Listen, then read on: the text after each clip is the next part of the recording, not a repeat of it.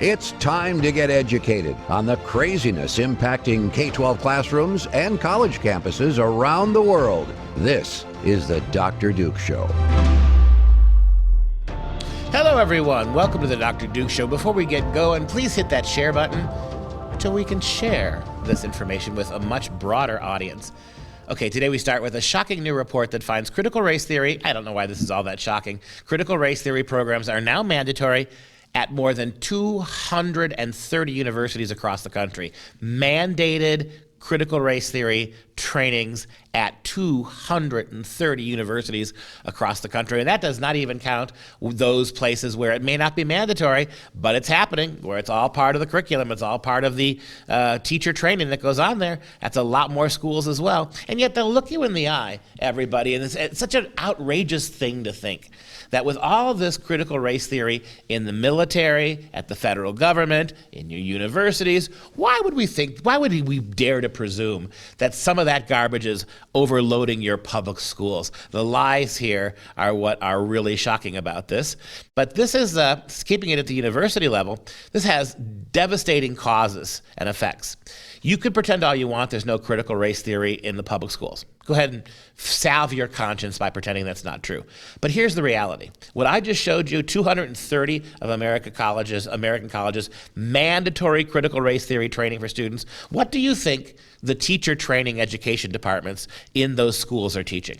Do you actually think that the education programs at those universities are not teaching the critical race theory? They're having drilled into their own heads as a mandated application of their ability to be at the school in the first place? They're mandated to take the critical training so they can actually work at these universities. They're educators. They teach education classes in departments of education so that your children can go become teachers. Do you really think none of that's bleeding over? I mean, we've reached the point now where pulling the covers, hiding in bed, pulling your covers over your head and pretending there's no CRT in the high schools, middle schools, and elementary schools just makes you a kook. A kook. So we know that it's 236 universities or colleges or universities, and we know this because there's a database that has that information. There's collection of more than 500 institutions for their data, and they found that 200, and that's at least because they're still digging into more, at least 236 of them have some form of this mandatory student training of coursework on ideas related to critical race theory. And among those are 149 institutions. They have some form of mandatory faculty or staff training, with 138 mandating school-wide curricular requirements. Now, criticalrace.org is what has compiled this research, and they found that these, mandated or mandatory CRT training things include terms, they're talking about anti-racism, they're talking about equity, they're talking about implicit bias, and all that is hand in hand of what CRT actually is. Now, if you talk to William A. Jacobson, he's the one who founded this database. He's a Cornell University law professor. He said, our database shows how race has become a pervasive focus in higher education with a near universal insistence that racism is systemic in the United States. Isn't that a pleasant thought, mom and dad and student, if you're ready to go off to college or if you're already in college? Like, what's the point if you already know the answer? And no matter what it is, it's just going to be racist and racist and racist and racist. Well, we had mentioned the 236 schools. Katie mentioned that have mandatory student training. Another 49 of that 149 also have mandatory faculty training. But 138 have school-wide mandatory material related to the curriculum requirements, i.e. the University of Pittsburgh required courses in anti-black racism, history, ideology, and resistance. 109 colleges and universities with school-wide mandatory training for students included modules and online orientation programs about CRT. 70 colleges and universities with department-specific curricula, either full-length academic courses or statements which declare that an anti-racism, DEI, CRT, etc. program are embedded into the general curriculum. 34 colleges and universities with department-specific mandatory training for faculty and staff. 20 colleges and universities with department-specific mandatory training for students, modules, online orientation, orientations, orientation programs, and all other forms of training that fall short of an academic course, and 13 colleges or universities with school-wide mandated, quote, search hiring committee specific training. So in other words, not just learning to be anti-racist as students and faculty, but when you hire people, learning how you only hire non-white people. All of those things are costing billions of dollars when you put them all together. Look, if the universities are in one business right now, it has nothing to do with your kids' education. The one and only business that your universities are taking seriously right now, outside of their sports programs, would be anti-racism and period. That's it. That's all they care about. When you send your kids off to these public schools, keep in mind that they are grist for the mill, that they are the lab rats, they are the guinea pigs who are going to be injected with this untried vaccine of liberal progressivism, critical race theory, as a way of curing their ills. You and I both know that this is the kind of vaccine that ain't going to work. With all the censorship taking place on social media platforms, we've made it easy to keep up with your favorite content. Simply download the Freedom Project Media app in your app store. Get access to 18 new videos a week, plus thousands of archived shows, lecture series, and educational animations. Download the Freedom Project Media app on your Apple TV, Roku, tablet, or phone, and make sure you allow for notifications to keep you informed.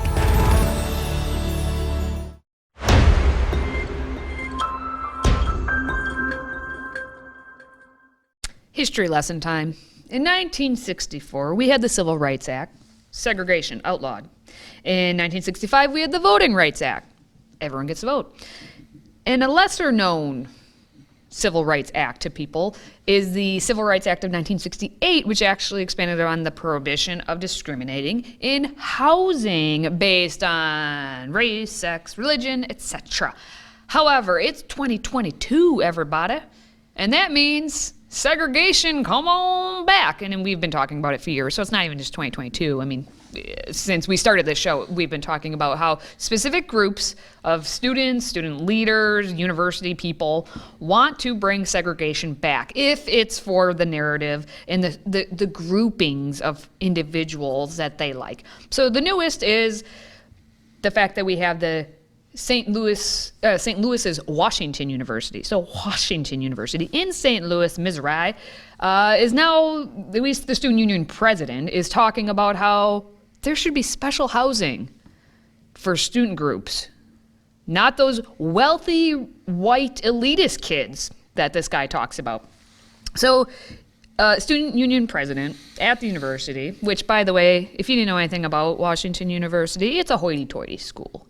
In essence, it's a private, disgustingly overpriced liberal arts college. Okay, there it is. It's only $58,000 a year in tuition plus housing costs. Oops, housing. That's what we're talking about. That would just put it up in about the $70,000 to $80,000 per year to attend this university. So the student union president wrote an op-ed. And it was supported by dozens of student leaders. They also signed on to this op-ed letter in the Student Life newspaper. It's a independent newspaper of the university, I should say. And they argued for affinity houses instead of having fraternities, because those fraternities are the bad guys. That's what has all the white elitist and apparently racist kids in it. Now, the student leader is Rainin Mao. He starts out by saying, there are more than 400 student groups on campus, and only the fraternities get their own housing, while fraternity men, who are disproportionately wealthy and white, have access to 9 houses on campus. Students from marginalized communities have little to no space to build community. On campus, the women's building, Sakina and Hemsini House, are among the only spaces allocated for students of historically marginalized backgrounds to build community. Not that they couldn't build community in every other part of campus. It's not like they're not allowed to go everywhere. You have specifically multicultural places at this school that you could all convene in. Yes. I guess sleeping there is what the difference is. Yes. That's why we are calling on Washington University to terminate the fraternities' housing contracts with the fraternities and designate current fraternity houses as affinity houses instead. Research has shown that fraternity housing is responsible for so many of the harms that Greek life perpetuates on Washington University's campus, including alcoholism, hazing, and sexual assault. By granting a small group of men exclusive access to a residential space for their members at a central location on campus, paired with little to no accountability for interpersonal violence or conduct violations, fraternity houses enable toxic masculinity, rape culture, and violence to fester. Because, of course, those could only happen with white students, right? Oh. And white male students, white cisgendered male students are the only ones capable of those kinds of behaviors. So if you put a bunch of non-white dudes in the same building, peace and love and harmony, apparently, is what they think is going to bloom all across campus. The argument seems to be that you take property that has been leased, bought, and paid for about, 40, 50, 60, 70, 80 years, and simply because you don't like the people who are in those houses, you give them to people of different races as a way of punishing those people for being white. This, of course, as Katie pointed out at the beginning of the segment, is unadulterated racism. It is illegal based on the 1968 and, let's face it, the 1964 Civil Rights Acts. And what always bothers me about this, I still have yet to hear from the people who keep doing this. Our racial betters, right, the progressives, and particularly at universities, are constantly and endlessly lecturing us that white privilege, white supremacy, white control of everything is evil. Okay. And the way you want to fix that is by resegregating the country. I just want an argument as to how that works. You're the people, you keep telling us you and you alone passed civil rights, right? You know, all the evil people like Bull Connor and Jefferson Davis and George Wallace, all those evil guys that Joe Biden compared us all to if we didn't support his voting takeover measure, all Democrats, right? So explain this to me. I just want to hear one explanation. Why it's okay to discriminate, and how do you justify discrimination of housing or anything else just because it's white people that are being discriminated against? How does that fit your paradigm? I have yet to hear a single really cogent argument why you think that's okay, because there is no cogent argument, and it's not okay. And yet, forward they march. In the year 2021-22, they are marching forward with their segregatory programs. They want different buildings, they want different graduations, they want different facilities, and now they want to be able to appropriate the literal property of people who they don't like simply because of their race. Now, specifically what he's talking about in the demands of these students, supposedly, is that they're calling for Washington University to terminate the housing contracts with the fraternities, and then, again, do this affinity. I just like the terminology, because affinity houses is becoming the new word that if you want to get rid of frats, just call them affinity houses, because then it makes it sound like everyone's welcome, but it's only the specific groups, because they want affinity space for Black, Latinx, Asian, Indigenous, MENA, low income, international, LGBTQIA+, female, Muslim, Jewish, and differently abled students. Students from diverse backgrounds have long been tokenized by Washington University without receiving the necessary material institutional support to ensure our voices are uplifted. Here's the deal. If you belong to a couple of those different groups, then where do you live? Do you go from house to house? Is that what is it like a commune where everyone's just built all around each other so then they can, frequent the space in the centralized area? Or how do you choose where to live? I'm confused as a student there. Well, the irony is that a lot of those kids are living with white kids because most kids aren't in fraternities, right? The idea that all the white kids are ensconced in the fraternities. No, so it's either way. On the one hand, you complain that there's white spaces for white kids. On the other hand, then you complain that the spaces that you do have are overrun by white kids. And I just, again, what he said, that it's obvious that minority students at this university are treated like tokens, and you have done nothing to uphold the empowerment of our voices. I guarantee you that that's not true. You think this is the first time Washington University of St. Louis has had to do some goofy segregational idea about how we're going to treat non-white kids? No, it's not. The idea that you have never done anything at this university to empower these minority voices, it's just a factual lie. Well, and it's not, you have to remember this, he's attacking the fraternities, right, which happen to be most of the time white. But that doesn't mean you can't be of a different race and But be part of the fraternity. he blames the university for allowing the white kids to have their own fraternities. So they pivot, right? The problem is these cisgendered white kids in fraternities. It's the university's fault for allowing them to be there, and it's the universities who stifle and don't empower us by letting white kids to have these fraternities. Well, if they don't want to live in the fraternity or get these spaces, they should just live in the dorm because, interestingly enough, according to niche.com, Washington University was ranked #1 in the best college dorms in all of America. So I don't understand why anyone's complaining about where they're having to live. Just go live in the dorm, apparently. Today's show is sponsored by our friends at MyPillow. Save up to 66% on all items at mypillow.com when you use the code Dr. Duke. That's DRDUKE. Support this show by supporting a great American company.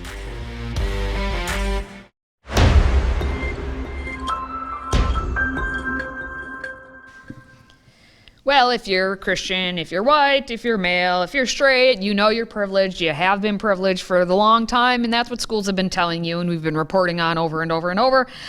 And we have another example. So at Desert Sands Unified School District in La Quinta, which is in Riverside County, California, it's just simply another example. So we're going to talk about it. They claim to be taking corrective measures after it was learned that lessons on that said nonsense was being taught in their English 1 honors class at a high school. Oh, English. Always English. So Mary Perry, what a name, Mary Perry, the public information officer for the district, said that the lesson was not in alignment with the district adopted curriculum and that actions are being taken to rectify the situation. The teacher was operating outside of the scope of the adopted curriculum and had potentially presented a biased position. Corrective action is underway. Okay. Thank you, Mary Perry. Poor thing. Maybe it's married in name. Poor Mary. Anyway, what is it that was being taught? Oh, just the usual things about how you better check your privilege if you are a Christian, because you have. If you expect to take time off from work to celebrate any of your religious holidays, then you have Christian privilege. And if you're confident that the police exist to protect you have white male privilege. Ooh, a double whammy in the white male privilege part. And if you can use public bathrooms without stares, fear, or anxiety, you have cisgender privilege. If, while growing up, college was an expectation of you, not a lofty dream, you have class privilege. Yeah, the thing that I understand about this, these people are so multicultural, right? They're so concerned about what real fair cultures, pretty much any non-Western culture is. These people, they run to hold up any non-Western culture as an example for the West, right? So here's my question. Why is there no Chinese privilege in China? I mean, it's a much more monolithic culture than anything you got in the West. The West is, look at most Asian countries. The West is much more multicultural than Japan is, than Vietnam is, than China is. Why is there no such thing as Asian privilege in those countries? Look, I'd respect you more if you at least mentioned, right, that once we get rid of white people being in charge here, we're going to do the same thing in China. We're going to level all these allegations against the Chinese that they propagate Chinese privilege, and maybe the Uyghurs should be prioritized and segregated from the Chinese mainstream. What about most Latin American, South American cultures?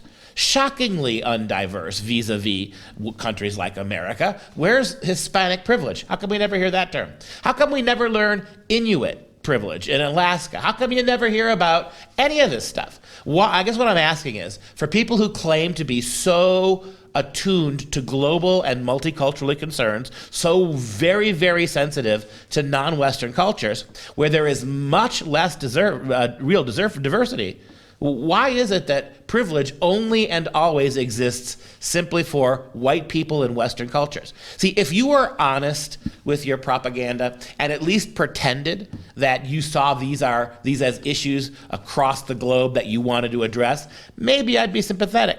but you're not. In fact, these are countries, non-Western countries, that not only have very little racial diversity, they also have rampant sexism. Men dominate way more than they do in countries in the West, but you don't care about any of that stuff. In a lot of these cultures, gays are still being persecuted, but then you don't seem to care about that, and that makes me very suspicious about your ideology.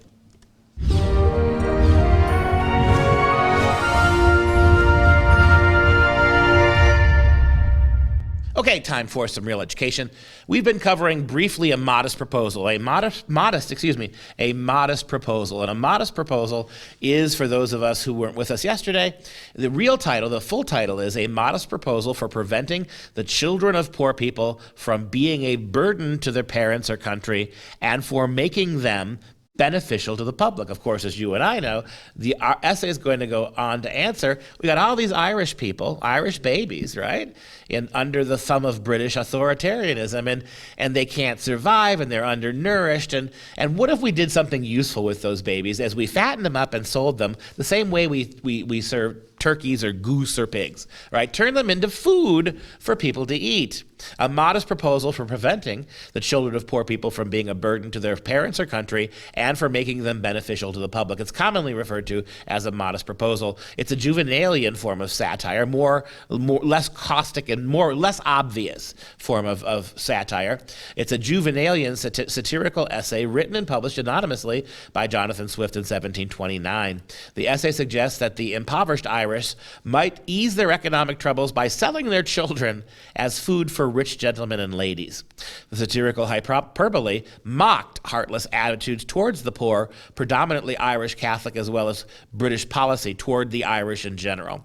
In English writing, the phrase "a modest proposal" is now conventionally an allusion to this kind of satire. And one of the things about this kind of satire is people who are not very sophisticated readers always fall for it, which is why left-wing organizations want to see it banned.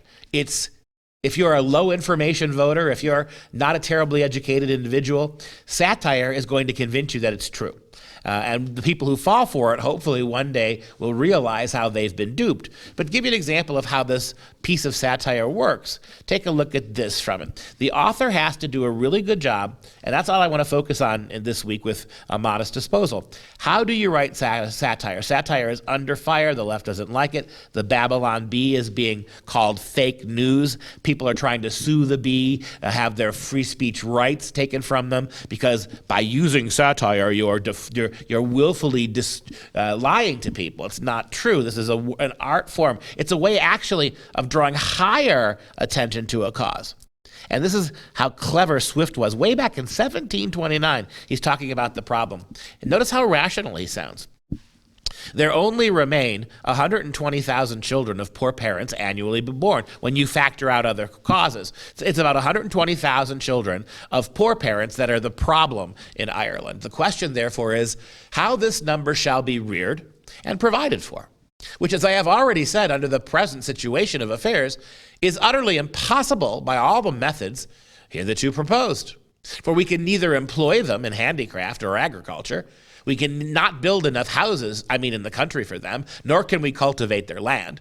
They can very seldom pick up a livelihood by stealing. They all little Irish, they become little thieves, but they can't make enough till they arrive at 6 years old, except where they are of towardly parts. Now, once they get 6 or 7 years old and they're pretty, well, maybe you can sex traffic them, right? Whoever could find out a fair, cheap, and easy method of making these children sound and useful members of the Commonwealth, well, wouldn't that person deserve so well of the public as to have a statue set up for a preserver of the nation? This is a huge problem. No one denies it's a problem. If we don't fix the problem, they're going to end up sex slaves anyway. Notice he's giving you all the reasons why a radical new way of handling Irish babies has to be come up with. And how can you argue with him so far? He's not going to hit you yet with the solution. Maybe we sell them the same way we sell turkeys and goose. But notice how far into the essay he gets by being really, really logical. And that wraps up this show for Freedom Project. I'm Katie. He's Dr. Duke. Until next time, stay educated, my friends.